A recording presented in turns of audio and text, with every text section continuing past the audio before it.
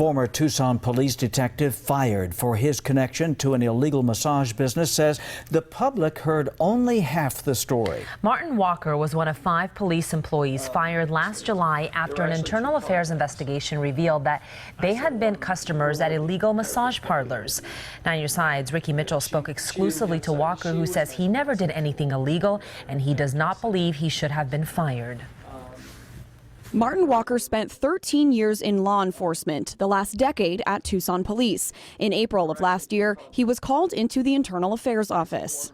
That was when I first became aware of the extent of the massage that I had received. He said he was advised by his attorneys to not talk to media. I've kind of been standing by for the last year as I watch half-truths and only bits and pieces of the story be reported. Walker says in September 2014, he went on Backpage looking for a legitimate, non-sexual massage. He responded to an ad for a $40 massage through a business called Buy Spanish. A copy of one of the internal reports in the investigation shows the ad verbatim. At the end, it states, quote, "This is not a sexual massage, so please don't ask. That means no VIP, sorry." There were 2 very distinct and very different advertisements that this business utilized. I think the evidence clearly shows that I was definitely looking for the more legitimate service.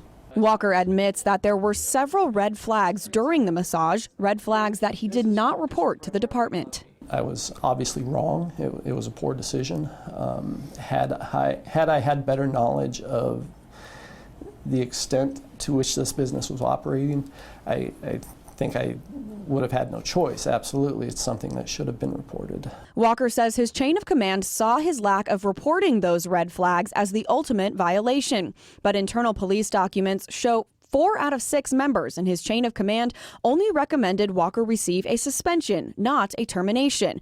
The 2 who did recommend termination were the deputy chief and former chief Roberto Villaseñor. My personal opinion is that right now nationwide there's a fairly anti-cop sentiment, and there's something politically to be gained by somebody, quote, cleaning up their department. During the investigation, the department reported that Walker failed a polygraph test. Walker says he chose to seek a second independent polygraph test, and the results showed that he told the truth.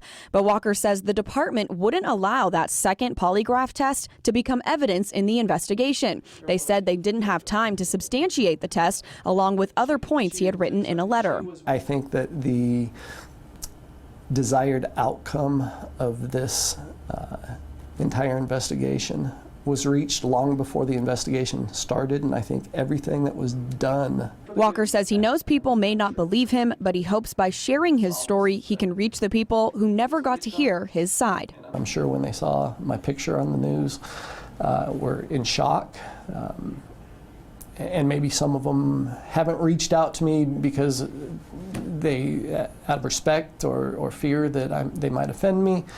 And those are the people that I would like to adamantly tell I did not do this. Ricky Mitchell, KGUN-9 on your side. And we did reach out to Tucson Police for comment on this story and his allegations that he made in the story, but we did not receive a response after several days. Interesting to hear his side of the story. As he said, nobody knew really what had happened. And we were contacted actually by Walker through a letter. He wrote us a letter to our account saying kind of his entire side of the story, and I did post that on our website if anybody would like to read his in entirety his letter. Okay, Ricky, thank you for that story. And we're going